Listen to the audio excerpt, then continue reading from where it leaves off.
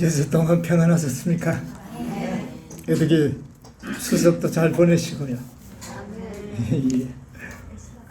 오늘 또 우리 그리스도인의 명절 안식일 하늘로부터 충만한 은혜가 여러분과 제 심령에 함께 임재하시기를 간절히 기원합니다. 오늘은 갈라디아서 4장에 있는 말씀을 보도록 하겠습니다. 갈라디아서 4장.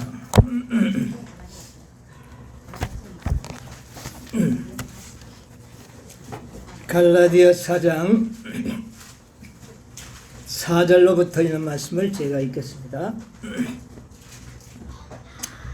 때가 참에 하나님이 그 아들을 보내사 여자에게서 나게 하시고 율법 아래 나게 하신 것은 율법 아래 있는 자들을 속량하시고 우리로 아들의 명분을 얻게 하려 하심이라. 너희가 아들인 고로 하나님이 그 아들의 영을 우리 마음 가운데 보내사 아바 아버지라 부르게 하셨느니라. 그러므로 내가 이후로는 종이 아니요 아들이니 아들이면 하나님으로 말미암아 유업을 이을 자니라. 아멘. 오늘은 이 갈라디아 4장에 때가 참에 하나님께서 아들을 여자에게 나게 하시고 또 그 다음에 어디에 나게 하셨다고요? 예, 여자에게 나게 하심과 또 율법 아래 나게 하심에 대해서 오늘 좀 생각을 해보려고 합니다. 이 말씀은 왜 여자에게 나게 하시고 율법 아래 나게 하셨는가, 그 이유가 5절에 기록이 되어 있습니다. 예수님이 여자에게 태어나시고 율법 아래 나신 것은 율법 아래 있는 자들을 어떻게 해요? 네, 율법 아래 있는 자들 속량 대속하시기 위해서 그렇게 예수님께서는 여자와 율법 아래 태어나셨다, 그렇게 말씀하고 있습니다. 우리가 지난 안식일에 우리가 하나님께서는 우리 인간들이 율법을 지킬 수 없는 것을 하나님은 하시나니 하나님께서 아들을 죄 있는 육신으로 보내사 그 몸에 육신의 죄를 정하고 그 다음에 율법의 요구를 이루어지게 하시는 이런 놀라운 역사를 우리가 공부를 했습니다. 우리가 이 진리가 매우 중요하고 우리 이 시점에서 우리들에게 매우 귀한 유익을 주기 때문에 우리가 이 진리를 명확하게 이해하는 것은 참으로 중요하다고 생각을 합니다. 우리 모두 이 진리를 연구하는 이 시간 우리의 마음이 매우 경건한 마음으로 또 아주 겸손한 마음으로 이 말씀을 접근해 나가야 합니다. 빌립보서 2장 5절로 8절에 있는 화해 부인의 주석의 말씀인데요. 복음 성경에 나와 있습니다. 거기에 이런 말씀이 기록되어 있습니다. 빌립보서 2장 5절 8절에 주석의 말씀입니다. 그리스도의 인성은 황금 사슬이라는 그런 제목하에 나오는 말씀인데, 그 조금 지나가 보면 하나님의 아들의 인성은 우리들에게 모든 것이다.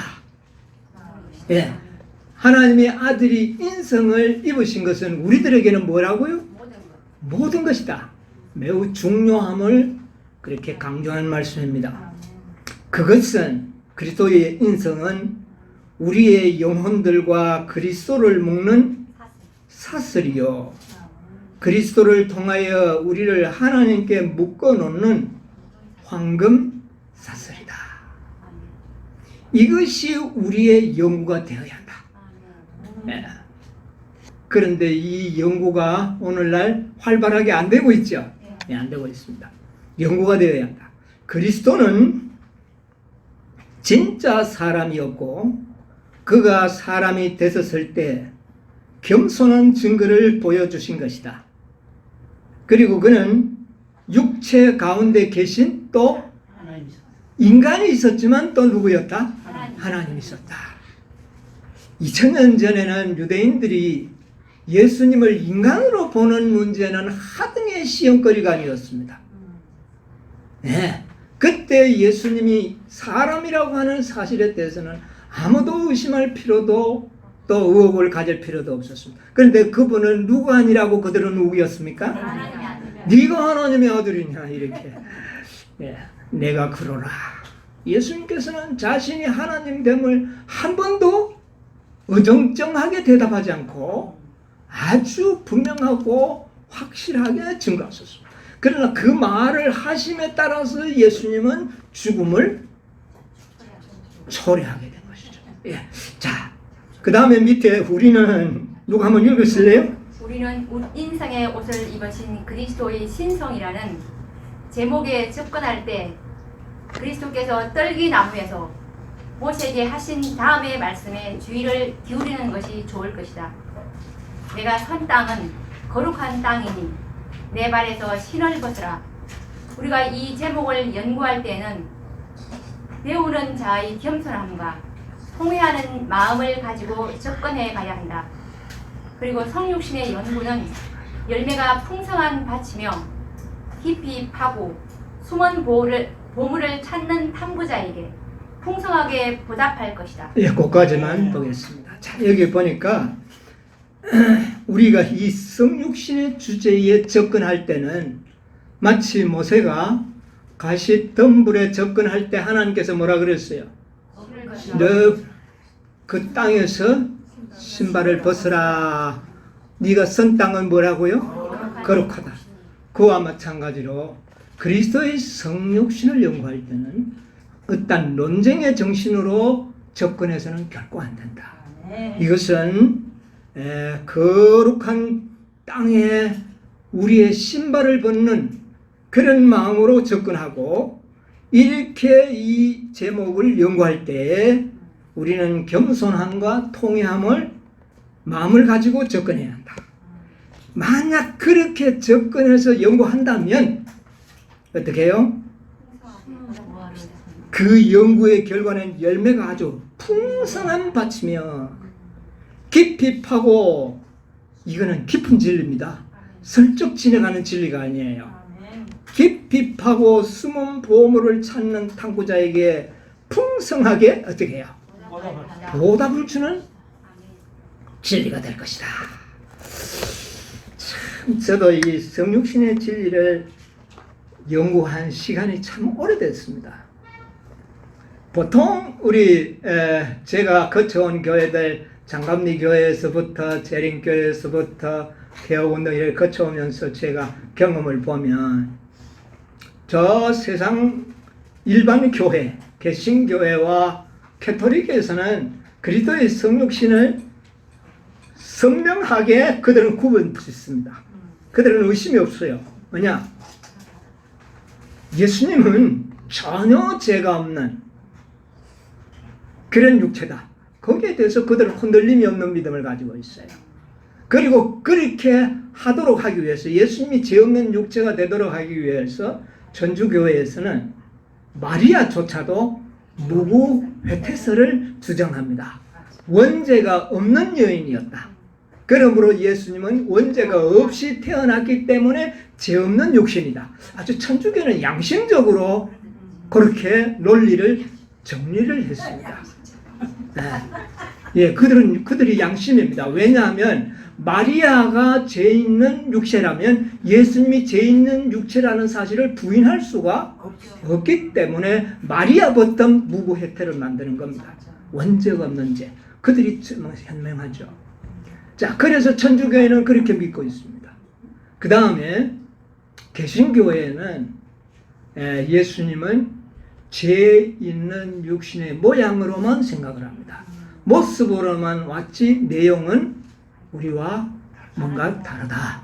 이것이 개신교의 확고한 그 개념입니다. 그러나 재림교회는 원래는 그렇지가 않았습니다.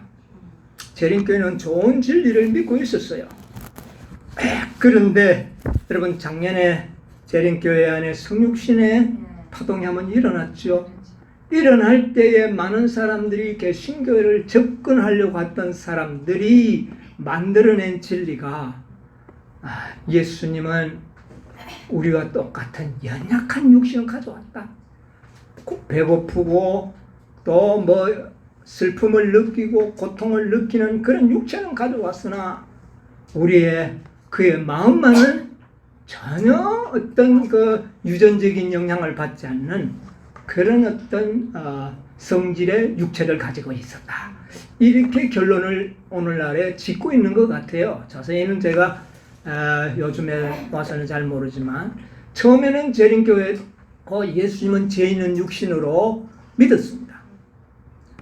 그러나 오늘날에 오면서 이것이 약간 변질되고 있는 거죠. 그 변질되고 있는 사실을 지난해에 그렇게 논쟁 가운데서 나타나는 것을 제가 잠깐 들어본 적이 있습니다. 저는 이 문제를 정말 제 구원에 큰 도움이 되고 하나님의 품성을 깨닫고 또 그분의 희생이 얼마나 큰 것이었는가를 저는 이 진리를 통하여 깨닫게 된 겁니다. 왜냐하면은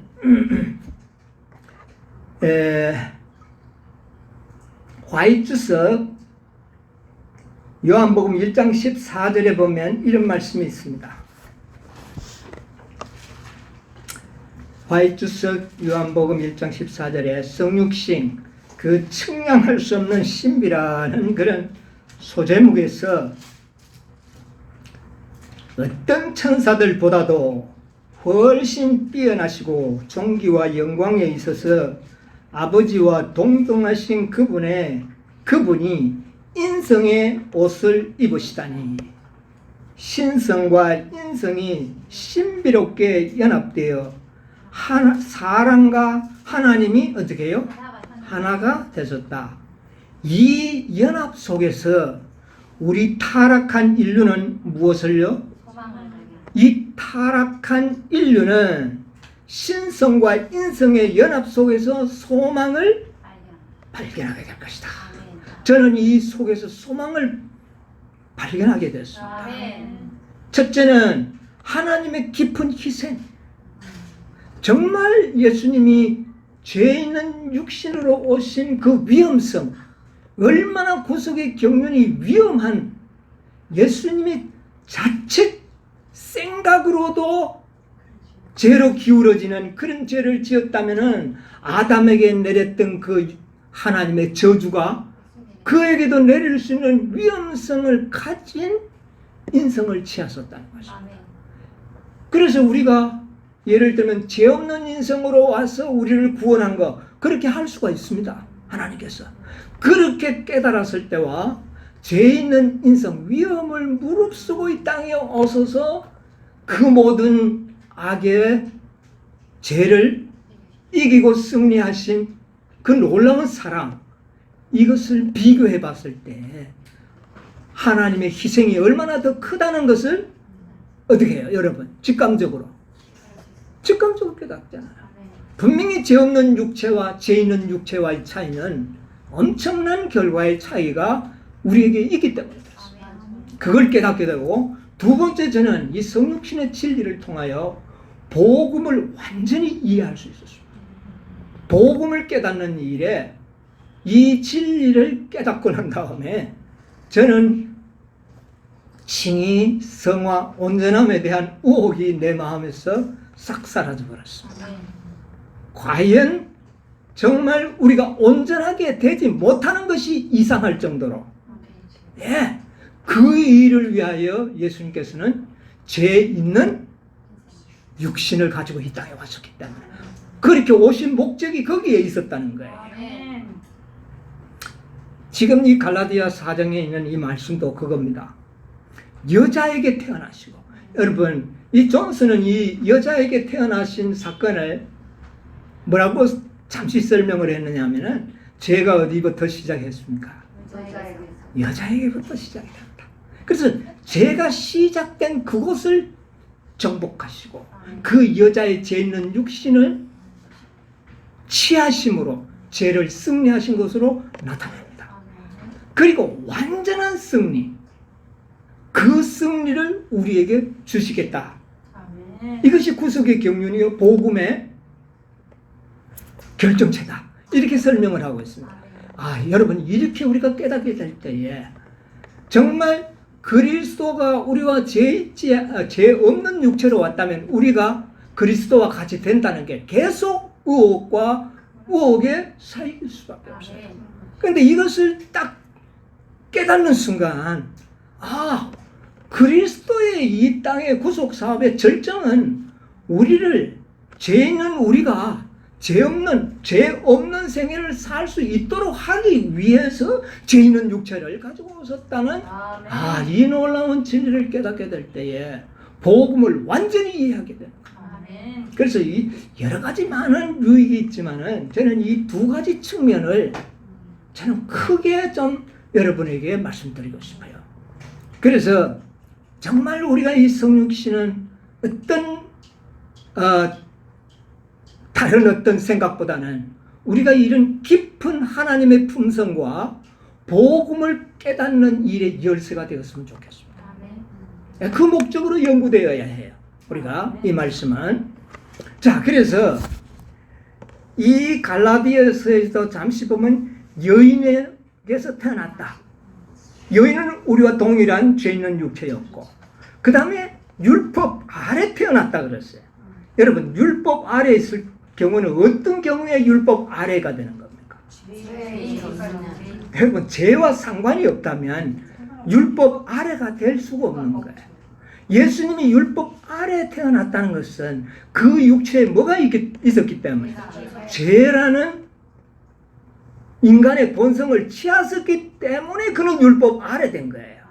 그래서 율법 아래에 있는 우리를 뭐 하시고? 성령하시겠다. 이게 구속의 경륜이라는 겁니다. 예. 그래서 우리가 이 진리를 이 사도 바울이 로마서나 갈라디아서나 히브리서에 이야기하는 이 전체의 내용이 사실은 성육신의 주제로 연구될 때에 이 복음을 완전히 이해해 버릴 수 있습니다. 우리의 믿음 가운데 한 점의 의혹도 없이 확고한 믿음을 갖게 되는 놀라운 연구의 주제가 성육신입니다. 그래서 이 성육신의 주제가 최초로 발표된 것은 창세기 3장 15절입니다. 여인의 후손으로 태어나서 뱀의 머리를 상하게 할 것이다. 이것이 최초. 그러나 그것이 뭐 내용이 그렇게 너무나 포괄적이죠. 그러나 이것을 조금 구체적으로 나타난 성육신의 진리는 야곱에게서 나타났습니다.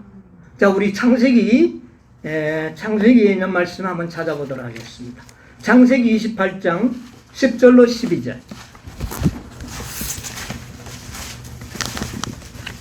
창세기 브엘세바에서 떠나 하란으로 향하여 가더니 한 곳에 이르러는 해가 거기서 유숙하려고 곳에 한 돌을 취하여 대게 하고 거기 누워 자더니 꿈에 본적 사닥다리가 땅 위에 섰는데 그 꼭대기가 하늘에 닿고 또 본적 하나님의 사자가 그 위에서 오르락 내리락 하고. 예, 거기까지 보겠습니다. 야곱의 꿈속에 나타난 사닥다리는 그리스도의 성육신의 교리를 구체화시켜서 나타난 겁니다.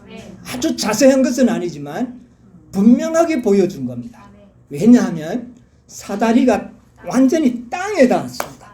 땅에서 떨어져 있는 것이 아니라 땅에 닿았고 그 꼭대기는 또 하늘에 닿았고, 이것은 하늘에 닿은 것은 하나님의 예수 그리스도의 하나님 되심 신성을 이야기하고, 땅에 닿은 것은 우리와 똑같은 인성, 죄 있는 육신을 가지고 오심을 상징하는 겁니다. 아멘. 만약 죄 없는 육신을 가지고 오셨다면 사다리가 땅에서 조금 올라가 있어야 되는 상태가 되는 겁니다.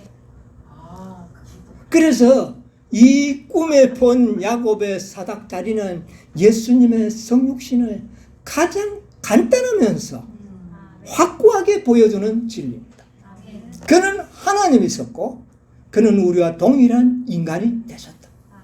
그래서 예언의 보면 엘렌 G 화이트는 정말 예수님은 진짜 사람이 되었다 하는 강조점들이 얼마나 많이 발견하지 않습니까? 사람인 체한 것이 아니라 진짜 사람이 되셨다고 많이 이야기하죠. 예, 거기에서 발견하게 되는 것입니다. 그래서 우리는 하나님의 법칙에 의하여 아담의 범죄로 인하여 우리 인생들은 다 유전의 법칙, 아기 3, 4대까지 유전되는 법칙 하에서 우리는 다 태어나는데 그게 우리 인생이요, 그게 우리 육신이란 말입니다. 그렇기 때문에 예수님께서도 이런 자들을 율법 아래 들어가 버린 자, 여러분 아담의 자손들은 다 어디에? 율법 아래, 정죄 아래 들어가 버린 거예요. 그래서 그들은 의인은 없나니 어떻게 해요? 하나도 없다는 말이 로마서에 그렇게 나오는 겁니다. 우리는 다 아담의 후손으로 태어난 모든 자들은 태어남과 동시에 우리는 다 율법 아래, 죄 아래 이렇게 표현이 된 겁니다. 그것이 사도 바울의 표현이에요. 죄 있는 육신. 이렇게 표현된 것은 그분이 우리의 육체와 전혀 다르지 않다는 것입니다. 네. 그래서 엘렌 G 화이트는 그것을 좀 더 선명하게 표현을 한 것이 타락한 인성을 지하셨다. 그렇게 이제 표현을 하신 것이죠. 예. 그래서 우리가 이 점에 있어서는 성경과 예언의 신의 말씀을 통해서는 너무나도 확고합니다. 성경과 예언의 신의 말씀으로 예수님이 죄 없는 육신을 가져왔다는 어떤 이미지를 가진 문장을 발견할 수가 없고, 또 그 다음에 유전적인 그런 많은 결과를 받지 않았다고 하는 어떤 주제의 문장도 성경과 예언의 신에는 발견할 수가 없습니다. 다만 하나님의 말씀을 조금 이해하는 일에 오해했거나 아니면 학자들의 이론 때문에 이것을 이해하는 일에 방해를 받고 있는 것입니다. 왜? 유전과 학설들 때문에. 우리가 1000여 년 동안 천주교의 기별을 우리 모두가 듣고 온 사람들 아닙니까? 장로교의 기별을 들었던 사람들 아닙니까? 그렇기 때문에 이것이 우리의 마음속에서 역사하고 있는 것이죠. 자, 그 다음에 우리 이제 이것을 굿속의 경륜을 통하여 우리가 이것을 좀 연구해 볼 필요가 있는데요. 자, 부조와 선지자 184쪽에 보면, 부조와 선지자 184쪽에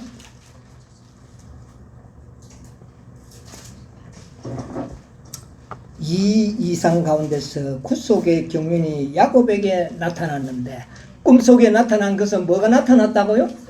굿속의 경륜이 나타난 것을 이야기합니다.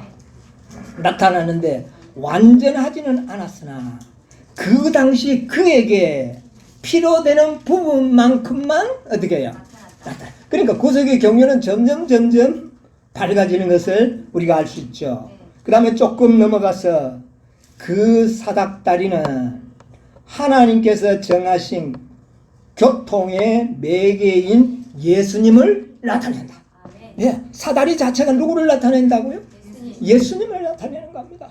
그래서 하늘에 닿은 사다리는 꼭대에 닿은 것은 그리스도의 하나님 대신, 하나님과 동등 대신, 그리고 이 땅에 왔을 때는 한결같이 우리와 육체가 대신, 그래서 하늘과 땅에 딱 닿아 있는 그리스도의 성육신을 나타낸다. 그 말입니다. 만약 그분께서 당신의 공로로 죄가 없는, 죄가 만든 깊은 구렁에 다리를 놓지 않으셨더라면, 만약 그리스도의 인자하심이 하나의 인간의 형태만 가져왔고 내용은 전혀 다른 가짜라면 우리에게는 뭐가 없었을 것이다? 우리에게는 희망이 없는 것이에요. 예. 놓지 않았더라면 썩이는 천사들이 타락한 인류와 교통할 수 없었을 것이다. 그리스도께서는 연약하고 절망적인 인생을 무한하신 능력의 근원과 어떻게 해요? 연결시킨다. 우리와 같이 죄 있는 육신이 되신 것은 우리와 같이 죄 있는 육신이 되셔서 하나님의 능력, 신성의 참여자가 되도록 하기 위하여 예수님은 우리가 되셨다고 말합니다. 우리 중 한 사람, 우리에게 태어난 한 사람. 예, 그렇게 설명을 하고 있습니다. 자, 그 다음에 시대의 소망 311쪽과 12쪽에 있는 말씀을 제가 한번 읽어볼게요. 시대의 소망 311, 12 한번 찾아보세요. 그리스도는 야곱이 보았던 밑바닥은 지상에 찾았어요? 읽으세요. 그리스도는 야곱이 보았던 밑바닥은 지상에, 꼭대기는 하늘문, 곧 영광의 문어귀에 닿은 그 사다리이시다. 예, 예수님은 사다리시다. 예. 만일 그 사다리가 단 한 발판 때문에 지상에 도달하지 못했더라면 우리는 잃어버린 바. 예, 우리는 잃어버린 바 되었을 것이다. 그러나 그리스도께서는 우리가 있는 곳에 찾아오신다. 그분께서 우리의 본성을 취하고 승리하신 것은 우리가 당신의 본성을 취함으로 승리할 수 있도록 하기 위함이다. 예, 그까지 잠시 보세요. 자, 그리스도께서는 우리가 있는 곳에 어떻게 했다고요? 찾아오셨다. 이것을 뭐 지구에 왔다 이렇게 아주 두리뭉실 할 수도 있습니다. 그러나 우리가 있는 곳은 죄 있는 육신이에요. 우리가 처해 있는 것은. 그러니까 죄 있는 육신이기 때문에 우리 자체로는 소망이 없는 거예요. 그 지점까지 예수님은 어떻게 해요? 찾아오셨다. 그래서 예수님은 우리의 뭐를 취했다고요? 본성을 취하시고 승리하신 것은 우리로 하여금 우리는 이제 누구의 본성을 취하라는 겁니까? 이제 예수님의 본성, 신성을 취하라는 겁니다. 신성을 취함으로 말미암아 뭐 할 수 있도록? 완전한 승리. 예, 완전한 승리. 하기 위함이었다. 자, 그 다음에 또 보세요. 그분께서는 죄 있는 육신의 모양. 무슨 육신요? 죄 있는 육신. 죄 없는 생애를 사셨다. 이제 예수께서는 당신의 신성으로는 하늘의 보좌를 붙드는 한편 당신의 인성으로는 우리를 붙드신다. 예수께서는 당신을 믿음으로 말미암아 하나님의 품성의 영광에 이르라고 우리에게 명하신다. 예, 여기 결국은 이렇게 되신 목적은 우리를 어디에 이르도록요? 하나님의 품성의 영광에 이르도록 하기 위하여 예수님은 죄 있는 육신을 취하셨다. 그래서 그 육신의 죄를 어떻게 했다고요? 정하셨다 그랬어요. 여러분 로마서 8장 3절을 자세히 보시면 죄 있는 육신의 모양으로 이걸 한 단어로 생각하면 형태만 가져왔다고 말할 수도 있습니다. 그러나 그 뒤에 말은 설명이 안 됩니다. 죄 없는 육신이었다면 뭐를 정할 수가 없어요? 죄로 정할 수가 없는 거예요. 그래서 그 앞에 말이 죄 있는 육신이라는 것이 형태가 아니라 실제적으로 죄 있는 육신이 되셨고 그래서 그 육체에 뭐를 정했다? 죄를 정하셨다. 그래서 우리를 그리스도의 영으로 우리를 다시 그리스도의 완전한 품성에 이르도록 하시기 위하여 그렇게 되셨다는 거예요. 이것을 갈라디아서에서는 율법 아래에 나게 하셔서 율법 아래에 있는 자를 성령했다는 거예요. 예수님이 죄 있는 육신이 안 되면 율법 아래 들어갈 이유가 없는 거예요. 그리고 여자에게 태어날 때에 죄 없는 육신을 가지고 태어나서 무구헤테스를 믿지 않는다면 죄 없는 육신으로 태어났다는 것을 믿을 수가 없는 겁니다. 이게 과학적으로도 안 되고 논리적으로도 안 되는 겁니다.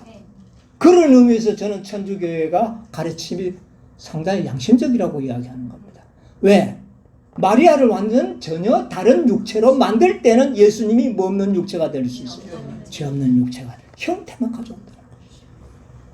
그런데 이 죄 있는 육신의 모양이 원어의 뜻이 복사입니다. 사본. 복사를 했을 때에 사본이란 말이에요.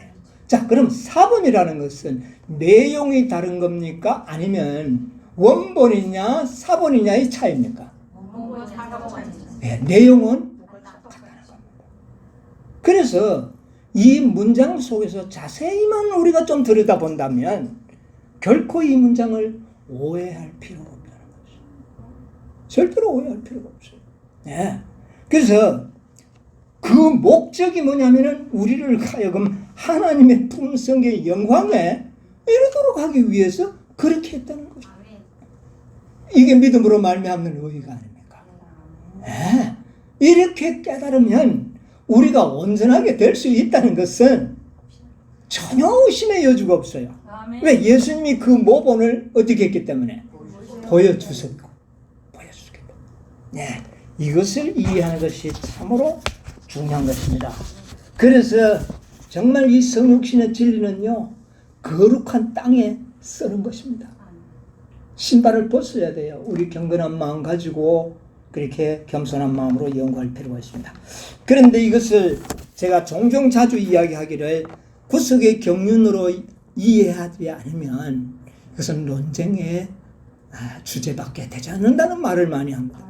왜 그 말이 맞느냐 하면은 우리 시대의 소망 761쪽에 보면 사단은 대쟁투의 초기에 하나님의 율법은 뭐 할 수 없다?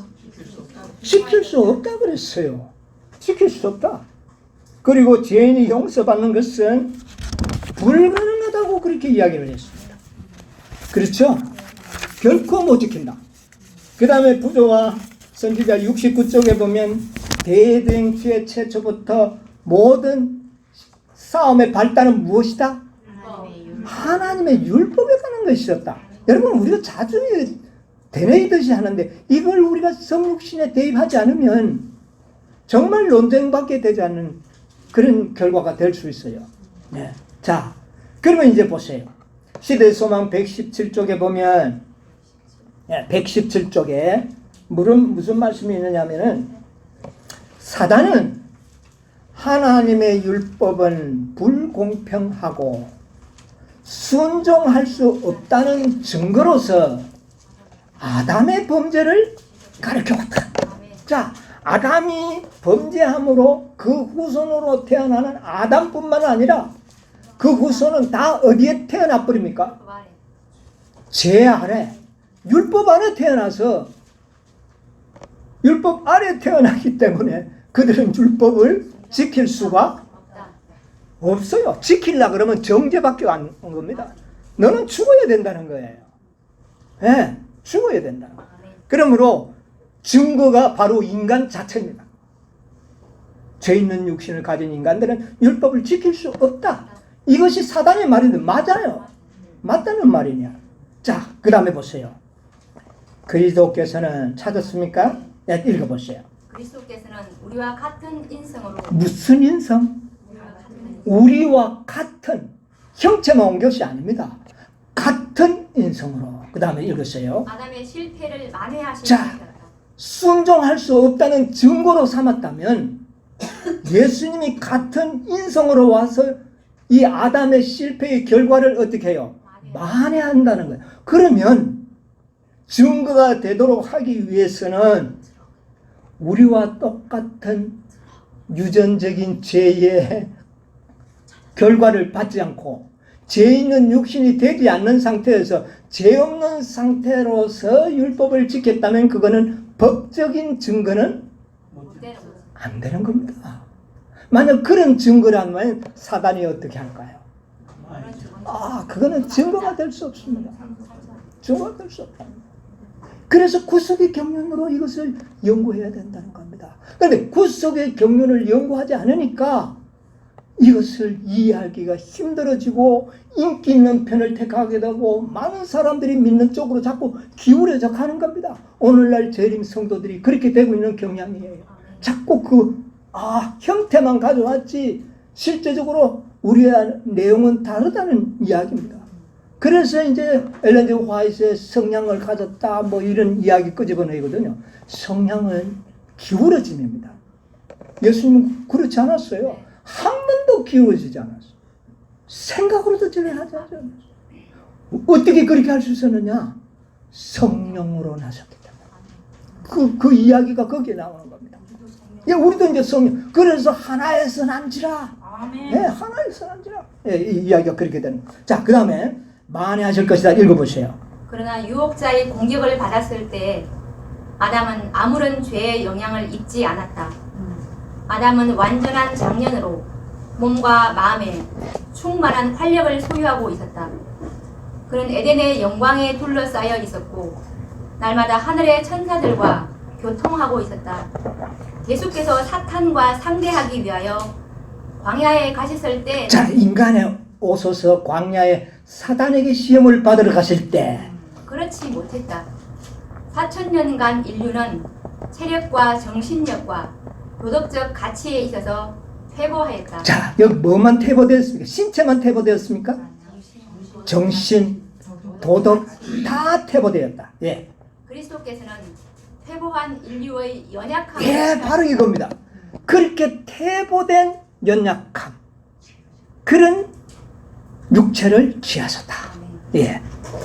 그렇게 하심으로써만 그분은 인류를 쇠퇴의 깊은 구렁에서 구출할 수 예, 있습니다. 그렇게 하심으로만 우리 인간을 어떻게 해요? 자, 이건 이제 방금 제가 했던 이야기를 대비시키면 인간은 결코 율법을 못 지킨다는 겁니다. 그래서 예수님이 인간으로서 율법을 지킨 거예요. 그런데 인간으로서 율법을 지키는데 우리의 인간의 형태만 가지고 오고 우리의 육체에 죄 때문에 그에게 없다면 우리와 다른 거예요. 그러므로 우리를 뭐 할 수 없다? 죄의 구렁텅이에서 우리를 구출할 수 없는 거예요. 왜? 이게 구속의 경륜이라는 것입니다. 구속의 경륜은 우리를 그렇게 해서 죄에서 구원함이라 그랬죠. 그 이름을 예수로 하라. 그 뜻은 뭐라고요? 자기 백성을 저희 죄에서 구원한다. 죄는 우리가 이제 지난 아시를 배웠잖아요. 근본적으로 죄를 짓기 전에 죄가 어디에 먼저 있었어요? 육체 속에. 그 육체는 하마르티아입니다. 하마르티아. 하마르티아. 이거는 지은 죄하고 관계없어. 이건 형벌이 없는 겁니다. 유전적으로 물려받은 육체 속에 있는 거예요. 네. 이 죄가 죄를 짓게 하는 것이죠. 그러므로 죄를 없애기 위해서는 지은 죄도 없어야지만 근본적인 죄를 해결하는 것이 그러기 위해서 그리스도는 죄 있는 육체를 가지고 오신 거죠. 이게 구속의 경륜이에요. 네, 이것을 잘 이야기하고. 자, 이것을 더 상세히 설명해 주는 것이 시대소망 49쪽입니다. 49쪽에 보면 예수께서는 인류가 4,000년간 죄로 말미암아 연약해진 때에 뭐를요? 인성을 취하셨다. 그는 아담의 모든 자녀들과 같이 유전 법칙이 끼쳐온 결과를 받아들이셨다. 그 결과가 어떻게 했는지는 그들의 조상들을 한번 찾아보라. 문하세와 같은 그렇게 아주 흉악무도한 조상이 예수님의 조상이었습니다. 그런 유전적인 영향을 예수님의 육체 속에 받아들이셨다는 겁니다. 전혀 말씀 속에서는 성경과 예언의 속에서는 예수님의 우리의 다른 점을 전혀 육체의 다른 점을 말하지 않습니다. 단 하나, 경험은 다르다는 겁니다. 경험은 완전히 다릅니다. 우리는 다 죄의 생각으로 행동으로 다 죄를 지었지만 예수님은 한 번도 짓지 않았다는 겁니다. 이거는 다른 거예요. 그러나 육체가 다른 것은 아니라는 것을 성경과 예언의 신에는 분명히 이야기하고 있는 것입니다. 이것을 우리는 말씀 그대로 어떻게 해요? 받아들여야 되는 것입니다. 이것이 복음이에요. 이것이 복음이에요. 자, 그래서 시대의 소망 24쪽을 이제 우리 한번 봅시다. 시대의 소망 24쪽의 말씀. 구속의 경륜을 우리가 간단히 한번 생각을 해보겠습니다. 24쪽. 사단은 하나님의 사랑의 율법을 이기적인 율법으로 나타낸다.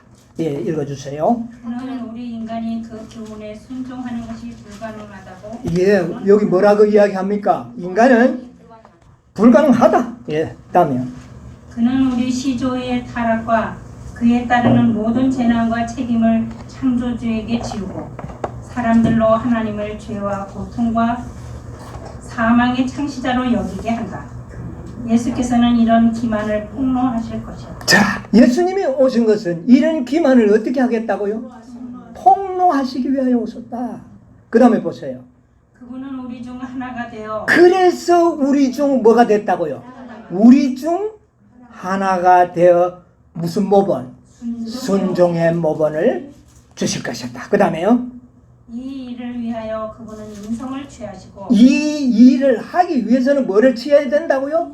인성을 취하시고 우리의 삶을 체험하셨다. 그러므로 저가 범사의 형제들과 같이 되심이 마땅하다. 자, 제가 늘 히브리서 2장 17절을 증거로 대지 않습니까? 그가 범사에 누가요? 형제들과 같이 되심이 마땅한 것은 그래야 순종의 모본이 증거가 될 수 있다는 겁니다. 확실하지 않습니까? 예. 만약에 우리와 다른 육체였다면 그것은 전혀 증거가 될 수 없죠. 예. 자, 그 다음에 좀 더 볼까요? 만일 우리가 예수께서 겪지 않으신 어떤 일을 겪어야 한다면 사단은 이 점에 대하여 하나님의 능력이 우리에게 충분하지 죄 없는 육체로 왔다면은 죄 있는 사람을 구원하기는 부족하다. 여러분 이렇게 참수하지 않겠습니까? 죄 없는 육신으로 지킨 것은 죄 있는 육신을 가진 인간을 구원하기에는 부족하다. 이렇게 하는 겁니다. 자, 그 다음 보세요. 그러므로 예수께서는 모든 일에 우리와 한결같이 자, 여기 보세요. 이 한결같다는 것은 같이 되다는 뜻입니다. 한결같이 됐다는. 왜? 그래야 뭐가 되기 때문에 우리의 완전한 모범과 증거가 될 수 있다. 예, 그 다음에요. 그분은 우리가 당하는 모든 시험을 겪으셨다. 그분은 우리에게 값 없이 제공되지 않은 능력은 당신 자신을 위하여 조금도 사용하지 예, 여기에서 우리가 확실한 게 있잖아요. 그런 신성의 능력이 있었죠. 이걸 가지고 많이 주장을 합니다. 그러나 그는 그 능력을 자신을 위해서는 조금도 사용하지 않았었다. 이거 확실한 겁니다. 예, 그 다음에요. 그분은 사람으로서 시험을 대하시고 하나님께서 주신 능력으로서 승리. 이것이 우리의 모본이거든요. 이게 우리의. 자, 그 다음에 조금 넘어가서 그의 생애는 우리도 또한 하나님의 율법을 순종할 수 있음을 증거하는 것이다. 자, 이거 보세요. 만약 예수님이 죄 없는 육신으로 순종했다면 그거는 증거가 될 수 없다는 겁니다. 여러분 이 구속의 경륜을 통하여 이 말씀을 이해하지 않으면 히브리서 2장 17절, 2장 14절 뭐 이런 기타 모든 말씀들을 논쟁밖에 안 돼요. 그러나 구속의 경륜을 탁 비추어 봤을 때는 증거가 될 수 없다는 겁니다. 얼마나 완벽하는 겁니다. 자, 그 다음에 그 밑에 읽어보세요. 그리스도께서는 당신의 인성으로는 인성과 접촉하시고 신성으로는 하나님의 보좌를 굳게 이게 사다리 아닙니까? 그죠? 예. 그분은 인자로서 우리에게 순종의 모범을 주시고 하나님의 아들로서 순종할 능력을 우리에게 주시는 것이다. 자, 거기까지 보겠습니다. 그래서 우리에게 뭐가 있는 것이냐면은 소망이 있다 그 말입니다. 우리에게 소망이 있는 것이다. 참 중요한 진리입니다. 예, 여러분 이 사실을 여러분 마음 가운데 잘 받아들이시기 바랍니다. 자, 부조와 선지자 372, 373쪽에 좀 12? 372, 373에 있는 말씀인데요. 사도 바울의 말씀을 이 엘렌 G 화이트는 성육신을 다룰 때 거의 대부분 사도 바울의 말씀을 인용하셨습니다. 자, 그 밑에 사도 바울은 새 언약하에서 찾았으면 읽으세요. 사도 바울은 새 언약하에서 믿음과 율법 사이의 관계를 분명히 나타냈다. 그는 다음과 같이 말한다. 우리가 믿음으로 의롭다 하심을 얻었은즉 우리 주 예수 그리스도로 말미암아 하나님으로 더불어 화평을 누리자. 그런즉 우리가 믿음으로 말미암아 율법을 태하느뇨? 그럴 수 없느니라. 율법이 육신으로 말미암아 연약하여 할 수 없는 그것을 하나님은 하신다. 죄된 본성을 가진 인간은 율법을 지킬 수 없기 때문에 율법이 사람을 의롭게 할 수 없다.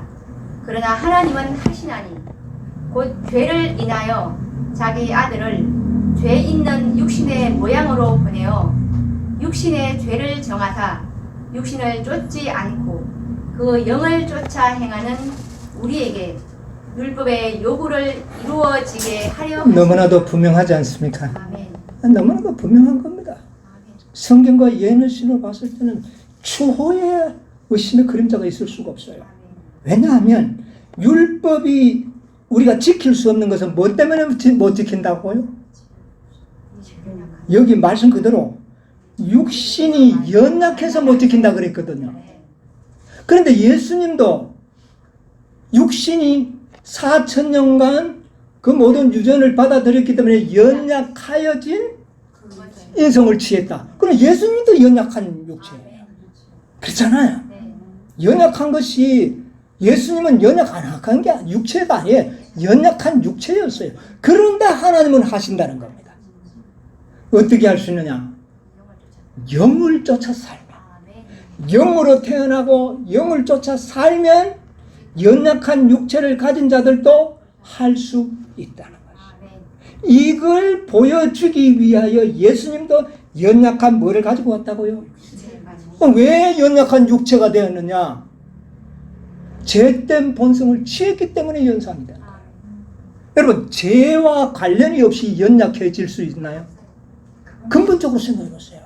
죄가 없는 죄와 관련이 없이 연약해질 수 있나요? 어린아이나 모든 사람들이 연약한 것은 그 속에 뭐가 있기 때문에? 네, 죄리고로 연약한. 그냥 배고프고 이것만은 물론이죠. 포함되죠. 그러나 그것만이 아니라는 것이. 우리가 연약하기 때문에 율법을 못 지켰어요. 네? 제 본성 때문에. 그래서 예수님은 성령으로 태어나시고 그 영을 우리에게 주사 아들의 명분을 어떻게 해요? 얻게 하소서. 이제는 우리가 영으로 쫓아 행하면 우리도 어떻게 해요? 연약하지만 할 수 있다. 이게 복음입니다.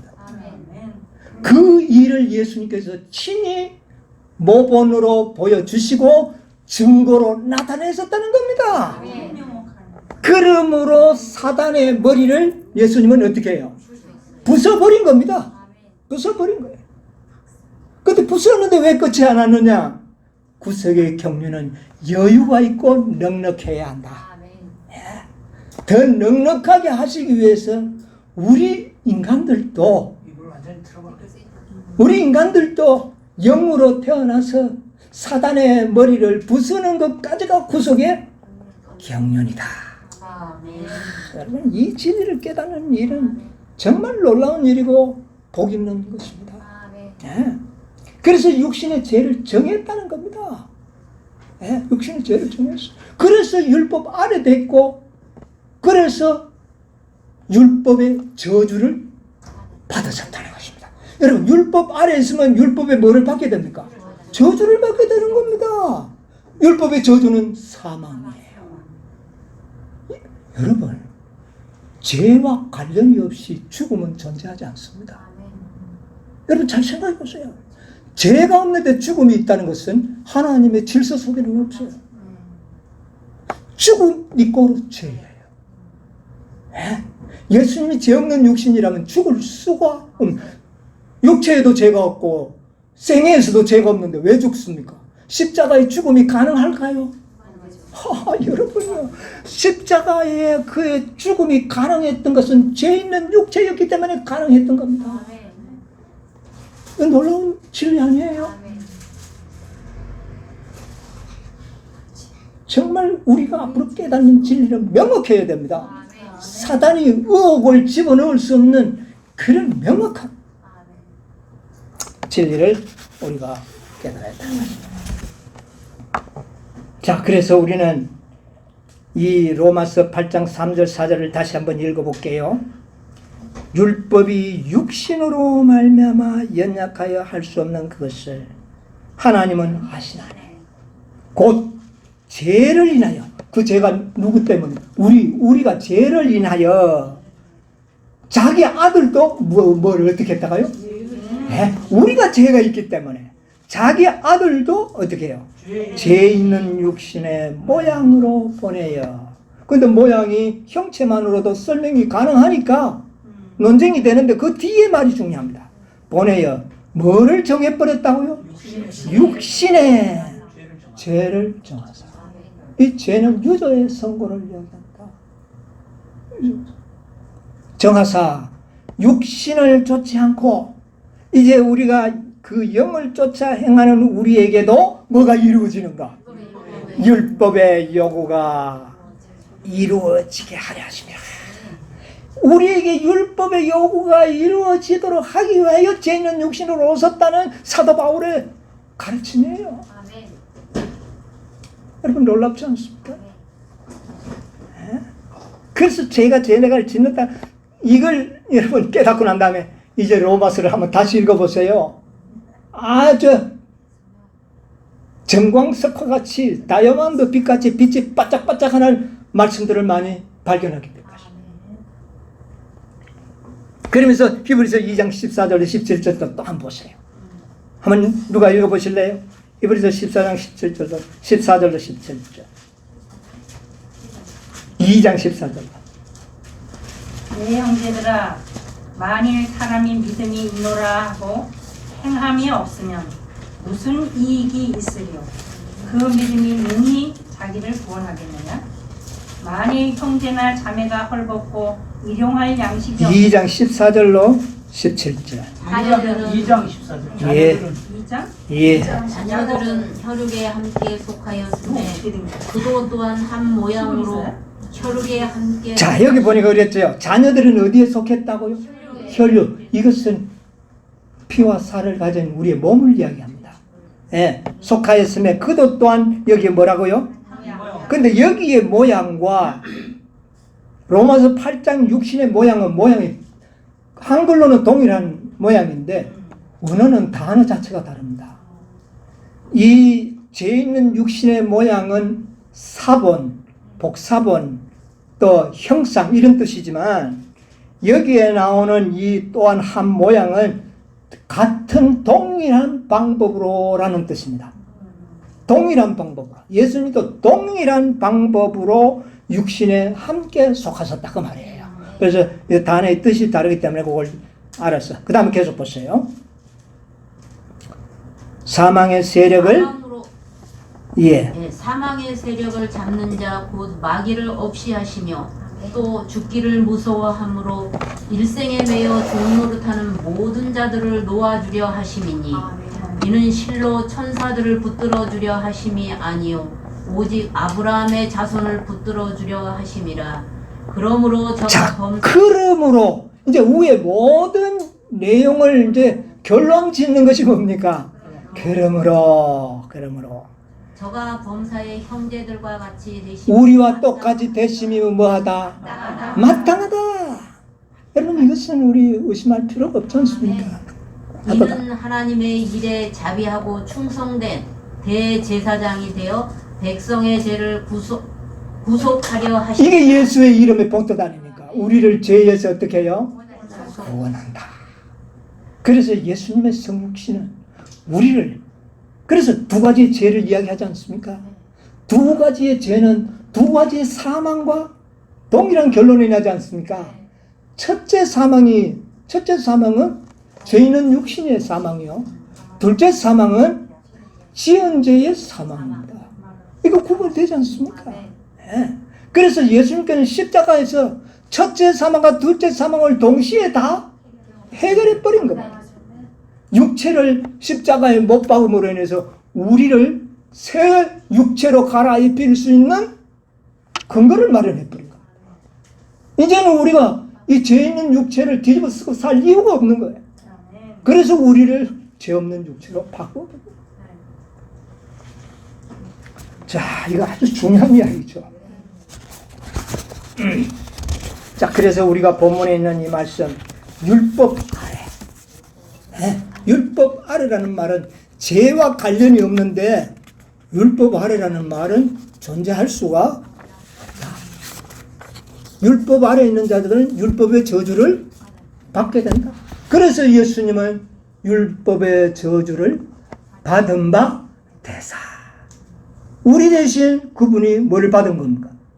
율법의 저주를 받은 것이죠. 그것은 우리의 죄 있는 육체를 십자가에 어떻게 했어요? 못 박아버렸어요. 이 사상이요, 로마서를 읽어보면 많이 들어있습니다. 나중에 이 로마서 주의 설교를 한번 해볼까 싶은데 그 내용 가운데 이 사상이 다 들어있어요. 네? 자, 그래서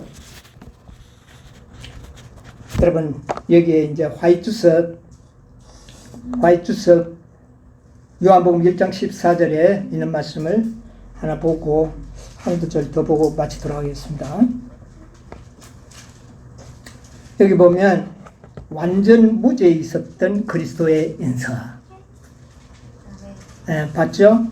그리스도가 타락한 상태 가운데 있는 인간의 본성을 입으셨을 때, 너무나 표현이 완벽하지 않습니까? 자, 한번 읽어보세요.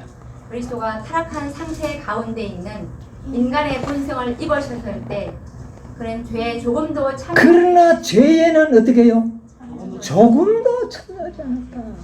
예. 그도 인간을 두르고 있는 연약에 쌓여 예, 연약이라는 것은 죄 있기 때문에 연약입니다. 예, 그 다음에요. 그는 선지자 이사야로 하신 말씀에 우리 연약한 것을 친히 담당하시고. 연약한 것 친히 담당했다는 것은 죄 있는 육체를 짊어지신 것을 의미하는 겁니다. 그 다음에요. 병을 짊어지셨도다. 함을 이루려 하심이었다. 병을 짊어졌다는 것은 죄 때문에 병이 있는 거죠. 예. 그는 우리의 연약한 감정에 접해 보셨으며 모든 일에 우리와 한결같이 시험을 받으셨다. 그러나 그는 죄를 알지 못하셨다. 전혀 그는 죄를 알지 못했다. 예, 지지 않았다는 말이죠. 그는 점도 흠도 없는 어린 양이셨다. 사단이 그리스도를 유혹해서 가장 작은 죄라도 죄에 빠뜨릴 수 있었더라면 사단은 그리스도의 머리를 상하게 하였을 것이다. 그러나 그는 그분의 발꿈치를 상하게 하였을 자, 뿐이었다. 보세요. 예수님이 만약에 죄 있는 육체를 가져왔다고 해서 조금이라도 죄에 기울어지거나 하마르티아 방향이 잘못됐더라면 한순간도 그는 자신의 머리가 상해졌을 겁니다. 사단의 머리를 상하는 거 아니에요. 그러나 그는 전혀 그런 일이 없었다. 이거 확고해야 됩니다. 네. 없었다.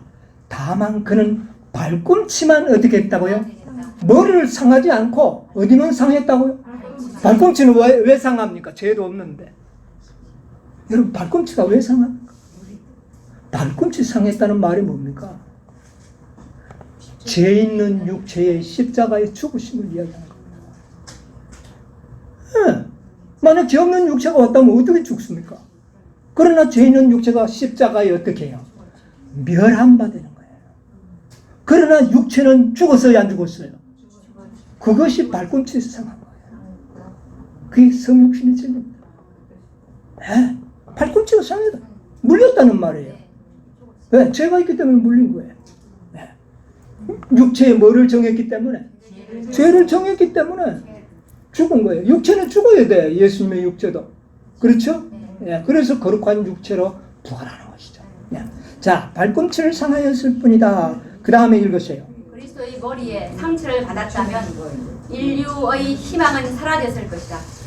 하나님의 진노가 아담에게 내려졌던 것과 같이 그리스도의 위에도 내려졌을 것이다. 그리스도와 그의 교회는 아무 소망이 없었을 것이다. 우리는 그리스도의 인성에 완전히 아무 죄가 없었다는 점에 대하여 의심하지 말아야 한다. 우리의 신앙은 총명한 신앙이어야 하며 무슨 신앙이 되어야 된다고요? 총명한 아주 청명한 신앙이 되어야 하며 속죄의 희생을 믿는 충분하고도 완전한 믿음으로 완전한 확신 가운데서 그리스도를 바라보아야 한다. 되게 중요한 말씀입니다. 네. 희생에 대한 그분의 죽으심의 희생에 충분한 속죄. 그 다음에 완전한 믿음. 여러분, 우리 성주신을 통해서 우리는 완전한 믿음을 가질 수가 있습니다. 그리고 완전한 확신. 여러분, 우리의 믿음이요, 확신이 부족하면 어느 지점에 가면 흔들릴 수가 있습니다. 그런데 성육신의 진리는 우리를 완전한 확신 가운데 우리의 믿음을 이끌어준다는 것입니다. 중요하지 않습니까? 네, 이것은 참으로 우리에게 중요한 말씀입니다. 자, 예수님은 그래서 우리가 너무 이 성육신을 자잘구레하게 질문을 받고 답변하다가 보면 자기도 모르게 말이 실수를 하게 돼서 마치 그리스도도 우리처럼 뭐 죄로 그냥 자꾸 뭐 기울어지 이런 느낌을 주는 일을 결코 당하지 말 것을 이야기한 겁니다.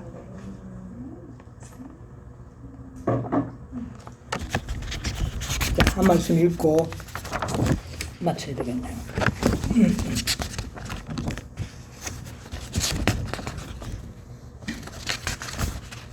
예, 이건 가랴복음 기별 2권에 있는 말씀인데 제가 읽어야 되겠네요. 그리스도께서는 야곱의 본 사닥다리로서 가랴복음 기별 2권 222쪽입니다. 사닥다리로서 그 밑이 땅에 닿았고 그 꼭대기가 하늘에 닿아 있다. 그대들은 오르고 또 올라서 영원한 왕국에 닿을 때까지 계속 이 다리를 올라가야 한다. 이게 믿음이죠. 가능성을 발견하게 되는 겁니다. 왜? 예수님 먼저 갔었기 때문에. 사단처럼 닮아가고 인간의 본성처럼 우리의 본성이 타락하잖아요. 타락해야 할 아무런 핑계가 없다. 우리가 죄를 이기지 못할 핑계가 아무것도 없다는 겁니다. 그리스도의 성육신을 연구하게 되면 우리가 타락한 상태에서 아직도 완전하지 되지 못하는 상태에서 만족하게 할 어떤 핑계도 있을 수 없다는 겁니다. 중요하잖아요. 예, 없다. 하나님께서는 신앙적인 특권의 높은 표준을 우리들에게 제시하였으며 그 영광의 풍성을 따라 그의 성령으로 말미암아 너희 속 사람을 능력으로 강건하게 하시며 믿음으로 말미암아 그리스도께서 너희 마음에 계시게 하시고 너희가 사랑 가운데서 뿌리가 박히고 터가 굳어져서 능히 모든 성도와 함께 지식에 넘치는 그리스도의 사랑을 알아. 뭐에 넘치는? 지식에 넘치는. 여러분, 성육신의 진리는 정말 이 복음을 이해하는 일에 가장 좋은 재료입니다. 지식에 넘치는 진리입니다. 사랑을 알아. 그 넓이와 길이와 높이와 깊이가 어떠함을 깨달아 하나님의 모든 충만하신 것으로 너희에게 충만하게 되기를 원하노라. 우리가 뭐 되기를 원한다고요? 충만하게. 지식도 충만하고 은혜도 충만하고 이 영이 성령이 충만하면 우리도 누구처럼 생각으로도 죄를 짓지 않을 수 있다. 왜? 예수님이 그렇게 사셨기 때문에. 이것이 성육신의 진리의 목적이라는 것입니다. 그렇게 될 때 우리를 저희 죄에서 우리를 어떻게 해요? 완전히 구원하시는 것입니다. 여러분, 이 성육신의 진리는 구속의 경륜의 이 진리는 하늘에 가서도 우리가 연구할 주제라고 했습니다. 그렇기 때문에 우리가 더 겸손한 마음으로 혹시 우리가 이해가 좀 잘 안 된다 할지라도 이것을 이해하기 위하여 더 깊은 연구와 겸손한 마음으로 우리가 연구한다면 반드시 우리가 이것을 깨닫게 될 것입니다. 정말 우리가 이 구속의 경륜을 통하여 이 놀라운 성육신의 진리를 통하여 확고한 믿음, 완전한 믿음을 소유하는 그런 남은 백성들이 되시기를 간절히 바라면서 말씀을 마치겠습니다.